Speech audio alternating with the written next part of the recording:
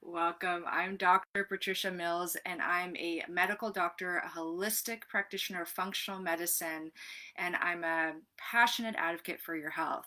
And today, I really, really think it's important that we focus on the topic, this very, very crucial topic of how to be healthy on a plant focused diet. Okay. And this is really important actually, no matter what kind of diet you're on. Like you might be thinking, well, I'm not vegetarian and I'm not vegan. This is not exclusive to people who are vegetarian or vegan, okay? And because this is a Facebook Live, I want to say hi to the people who are joining me. So, hi, Anna from Toronto. That's wonderful. Thank you for putting your name and where you're calling in from in the comments. It's really fun for me to see that. And feel free to ask questions because even for people who are watching this replay later, your questions are probably the kind of questions that they wish that they had asked. So please feel free to put in your questions. So when we talk about diet, I don't like that word, but it is a common word, so I'm going to use it. And you could say like a food plan or a way of eating. And most of us, with the exceptions of like the carnivore diet, which is like a whole other topic, which I will get into one day. Personally, I think that that's not a long-term way towards sustainable, vibrant health. So on the most part, most people in the health field are pretty clear on the fact that we should be eating plant food, right? So, what's plant food? Plant food are your vegetables, they're your whole grains like rice and oats, quinoa, teff, millet, amaranth. Then you have your nuts, you have your seeds. You have your legumes, and then there's some funny kind of categories like pseudo cereals where they're not actually grains, they're seeds, but we call them, like people tend to cook them as if they were grains. And so those are your quinoas and your amaranths, for example. Okay. And buckwheat as well. Buckwheat is actually not a wheat product, it's a seed. It has no wheat product in it. I don't know why they called it buckwheat. Very confusing for the general population. And what's important to know is that for example, the way that I eat is I eat like 80% of my plate is some kind of vegetables. Okay. And then I have some kind of starchy thing. So it's either a starchy vegetable, like a sweet potato, right, is a very starchy vegetable, or I'll have a starchy whole grain or a pseudo cereal, like I'll have like white basmati rice, palm size of my hand, or quinoa, or maybe some legumes, right? And then because I'm not vegetarian or vegan, I do have some animal protein, some happy animal protein, again, about the palm size of my hand, of grass fed, pastured, wild caught. Organic, hormone free, antibiotic free. And because I don't eat a lot of meat and I don't eat it necessarily with every meal, I decrease my focus on quantity and I increase my focus on quality. So 80, like about, 90% of my dish, and if you're vegan or vegetarian, 100% of your dish could be composed of plant foods, which means that you have to really understand plant foods to know that there's this like delicate balance with plant foods. And so plant foods, every plant food contains what we call nutrients and anti-nutrients. So we're all familiar with the nutrients. So on a macro level, those are carbohydrates, protein, fat, right? And then fiber, which is like a kind of a carbohydrate that your body can't digest but is digested by the microbiome in your gut. And then the micronutrients are things like vitamins, minerals, and phytonutrients, which are like these very unique plant chemicals that also give the plants color. Even the brown color and the white color are phytonutrients that are providing, like kind of superpowers. Each plant has its own kind of unique superpower based on those phytonutrients. Those are the nutrients. However, plants also have what we can call anti-nutrients, which are toxins. They act like toxins in our body. And you'd be like, well, why do plants have that? Well, it's an evolutionary process that occurred over time. And first, plants evolved with things like insects and bugs, and they didn't want to have like themselves decimated by these predators, these herbivores.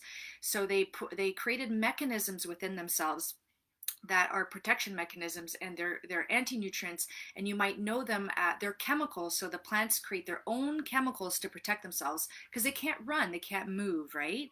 So they're stuck in place. So the only way they can protect themselves from being overeaten, not eaten, so you can eat plants, but it's when you eat them in certain amounts that it starts to become harmful if you don't neutralize these anti-nutrients. What are these anti-nutrients? Those are things like lectins, oxalates, saponins, tannins, phytate, to name a few. Some would categorize phytoestrogens as an anti-nutrient. I don't actually. I think that in small amounts, phytoestrogens can, from example, soy can be quite helpful. However, in order to get the benefits of the nutrients, you have to neutralize or reduce the amount of the anti-nutrients. And there's many reasons why we know this. One reason we know this is because traditional cultures, like if you look at the Mediterraneans, if you look at people in places like Morocco, Turkey, Asia, Africa, Brazil, where I'm from, South America, other countries in South America, where traditional cultures have been cooking, have either brought over their traditional cooking methods with them, or they're in the place where the traditional cooking methods were developed, which is primarily like Europe, Asia, right? And Africa. What you want to know is that they have very specific ways of preparing their whole food, their plant foods. And I don't know why they like. When I went to Peru, for example, I said, why do you soak and then ferment your quinoa? So people in Peru, for example, they don't just like take their quinoa, put it in water, boil it until it's soft, and then eat it. Oh, no, no, no. They soak it, they then ferment it, and then they cook it, right? Why? Because they eat large amounts of it. It's a staple food for them, right? So it's not like they go into nature and they pick a little bit and they cook and they eat it. They're eating like, a dish of quinoa during the day. And the same thing in Brazil. Like in Brazil, the staple in Brazil is a rice and beans dish, and then you add on your vegetables and your meat. Well, in Brazil, you take your rice, and the same thing with Asian countries. Anyone who, has a grandmother or mother who's still cooking in their traditional way, even in other countries, they know that you take your rice and you soak your rice in water, and for at least 30 minutes. In Brazil, they would start it either at nighttime the night before or the morning time of the day that they're going to cook it, and they would soak it, and then they would rinse it, rinse the water until the water came clear. Okay? And I'm going to tell you why that is, like what specific gains you have from that. And what I want you to know is they did the same thing with the beans. So you would take black beans, for example, and they would soak the beans from the night before and then drain the water in the morning, put more water in, drain it again, maybe if they remembered it through the day, pour more water in, but at least once in that morning. And then they would take those beans and then they would pressure cook it. Okay.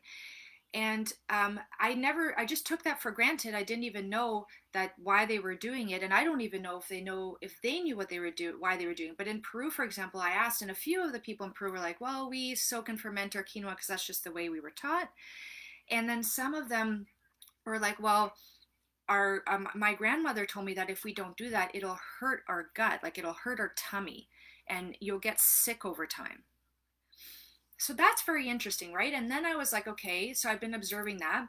And then I read the book Plant Paradox by Dr. Stephen Gundry. And he was the first one who like kind of put on paper, for me anyways. Afterwards I went into the research and I realized that it's been researched for decades. This is not new information. It's been researched for decades. So the fact is that there are these, and the one that Dr. Gundry focused on was lectins, but there's also the other ones I mentioned, the phytate and the oxalates and that kind of stuff, right? And hence his book, The Plant Paradox, because there's the nutrients and the anti-nutrients. So these ancient cultures have been purposefully taking their foods and doing things to them, to the plants, to the grains, to the vegetables, and in order to minimize the content of these anti-nutrients. And little did they know that only was it decreasing the content of these anti-nutrients, it was also increasing the content of the nutrients. Let me give you an example. So phytate or phytic acid, okay? Phytic acid is like in the chemical state of protection of the grain. It's damaging. It's a phosphate with a myoinositol. And if you're familiar with inositol, it might be through the research of PCOS, polycystic ovarian syndrome, where it's one of the supplements recommended to be given for people with also insulin resistance, like prediabetes and type 2 diabetes. It helps the body become resensitized to blood sugars, okay, in a good way. So anyways, you have this phosphate with this inositol compound, but they're bound together, and in the bound state, it's phytate. And in that state, if you take that food in still in that state, it doesn't get broken down in the gut. It's resistant to the acid in your gut. It then makes it down into the small intestine, and in the small intestine, it binds to the lining of your gut and causes the gut to start to not function well. And what does that mean? It means it creates leaky gut. There's channels that are not supposed to be open up. They're called sodium ion channels. Too much information, but I just want you to understand that this is scientific. This is not like woo-woo stuff. This has actually been shown to happen. And it actually causes that lining of the gut to malfunction so much that you can actually, not only are you not getting the nutrient, because the other thing is that phytate binds to minerals that you want in your body, like zinc, magnesium, calcium, phosphate. It binds to those minerals, and then it does the harm, and then you poop it out, and now it's pulling all the minerals that you actually want to go into your body, so you don't get those minerals, plus you get the harm, okay? The cool thing is that if you know how to properly prepare that food so that that phytate molecule breaks down into phosphate and inositol, now they don't attract those minerals, they don't bind them, so those minerals are available. So then you eat your food because you've broken it down with the food preparation, the soaking, the fermentation, the sprouting, the germination. Those are all things that have been shown to break down those compounds. Now you've got those compounds separate, you eat them, it goes into your body, and then your body doesn't do any harm because phosphate and inositol are nutrients. Separately, they're nutrients. It's like two people where, like, let's say there's like a guy and a girl, and on their own they're really great, but when they get together there's a couple, they're toxic. It's like that. So you have to like find out ways to uncouple them, and then they like are more service to society on their own than together, right? And then your body absorbs the phosphate, absorbs the inositol, and now like you're getting your supplements from your food. Do you see what I'm saying? Without the harm. So it's this amazing thing where if you take the time, and this is the thing where people are like, oh my goodness, what you're describing to me sounds like instead of taking my quinoa and cooking it, and my rice and cooking it, or my beans and cooking it, and my nuts and soaking it, because nuts also have a lot of phytate, right? All nuts, all seeds, they all have these. Why? Because the nuts and the seeds and the beans, they're like the babies. They're the babies of the plant. So the plant needs to protect its babies the most. The other place where it puts a lot of protection is in the skin. And particularly the nightshade vegetables like tomatoes, eggplants, white potatoes, not sweet potatoes, but potatoes, peppers, they all have a lot of their lectins in the skin. So when I went to Morocco, for example, they would sit there and they would actually, like, they, in the desert, like where they, you would think that they would just be like cooking whatever. No, in the desert, they would take their tomato, they wouldn't have a cutting board because they would be too sandy. So they would cut their tomatoes in their hands. They would take the knife and they would cut the tomato in this beautiful way that allowed them to take out the seeds and take out the skin. And in Italy, they make their pasta sauces out of strained tomatoes. They don't have skin and seeds in their pasta sauces, if you've noticed, or in their pizza sauces, right? So I, for example, buy strained tomato sauce to make my sauces with. And there's ways that you can take off the skin of a tomato, like drop it in boiling water for a few seconds, or put it in a glass of like cold water after you've made a little kind of X on the top, and the skin just kind of peels back, and then you just keep peeling the skin, and then you open and deseed it. So there are things you need to do. And for example, like with peppers, they'll often roast the pepper, put it in a paper bag and twist it, and then the skin comes off, and then you take out the seeds and you're left with the meat of the pepper. That's the proper way to eat a pepper according to this concept, okay? And so it's really, really important that you understand that when we're talking about eating for a plant-focused diet, you do need to put in the time in order to properly prepare your foods. And you'd be like, well, that's so much time. And I would say, actually, it's not that much time once you get into the habit of the night before thinking about what you want to cook the next day. Okay? Because when you think about it, the extra time is actually just taking that grain, taking that nut, taking that seed, taking that pseudo cereal, that quinoa or the amaranth, putting and buckwheat, putting it in water, filling it up so the water's like at least 2 inches above that level. Okay. And then with nuts, for example, I put in a tablespoon of sea salt. With buckwheat, I put in a teaspoon of baking soda. Why? There's a lot of mold sometimes in these grains, and so the baking soda neutralizes the mold.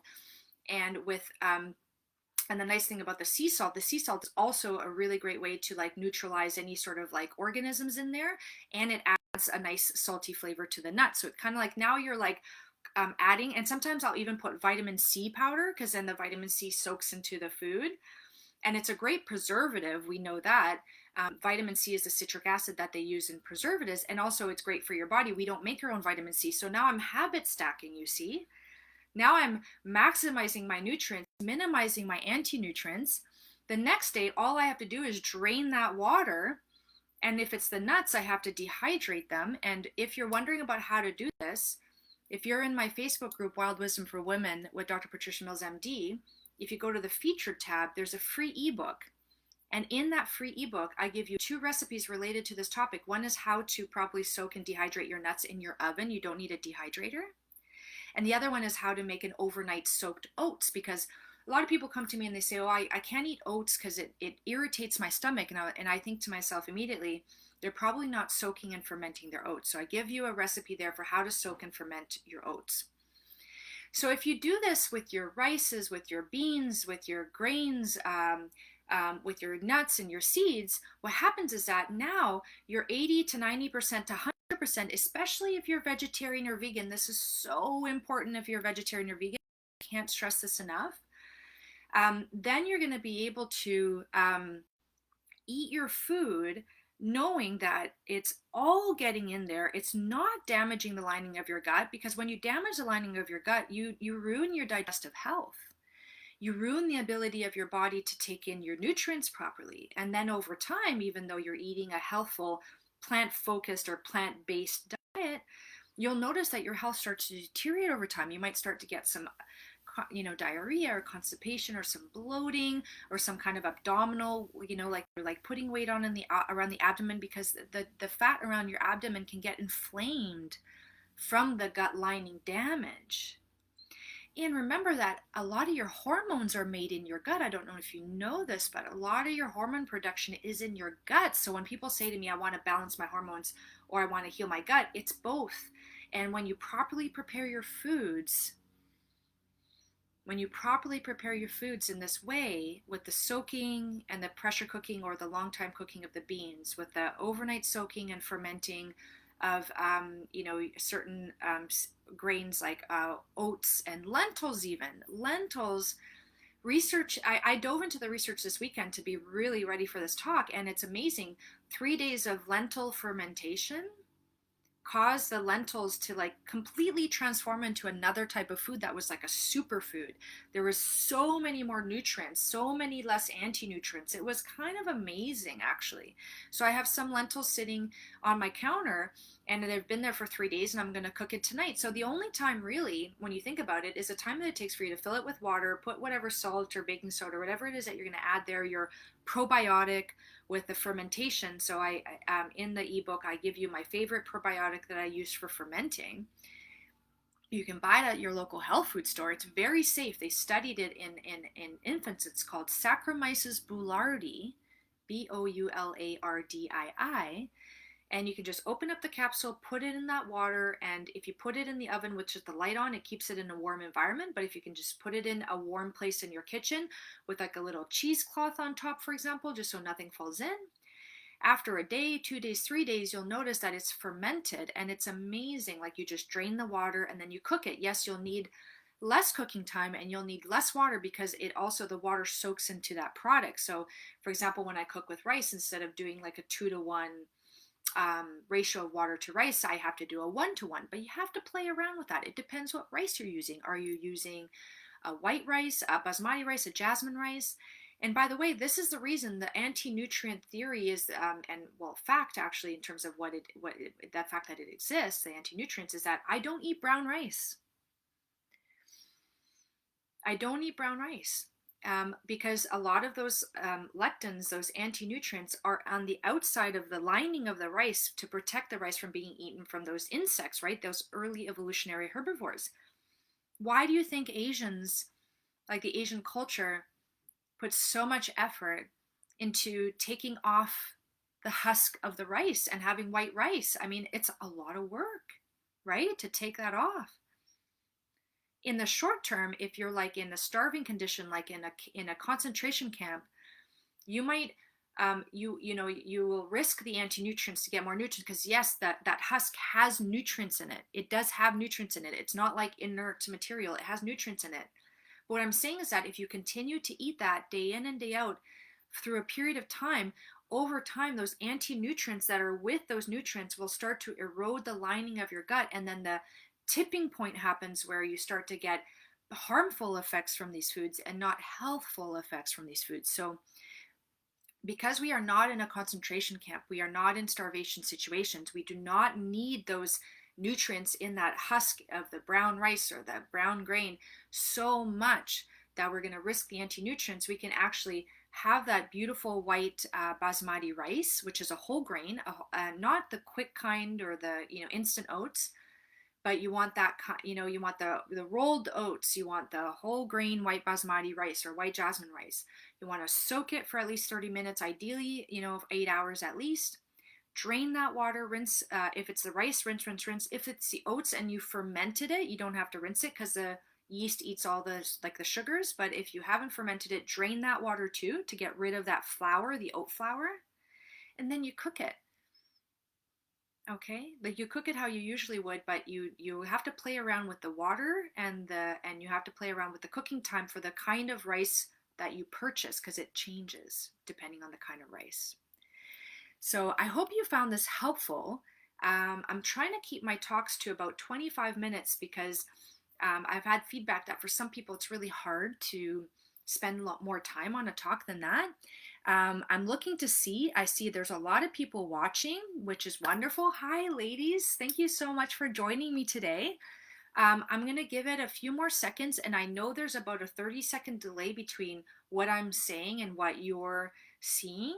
So I'm going to give it a 30 more seconds, and please feel free to ask your questions. And if you don't have any questions, that's wonderful. If you don't have any now, but if you have any questions moving forward, whether you're watching this here or someplace else like my YouTube channel, Dr. Patricia Mills MD, feel free to put your questions in the comments. And if you tag me, then it directs my attention even faster to that comment, because sometimes if I might miss it if I'm not tagged on it, and that'll allow me to come in and answer your questions for you. Okay, so I hope you found this useful. It was fascinating to me when I discovered it, and what I can tell you is that since I adopted this way of eating, my digestive health has been just so much better.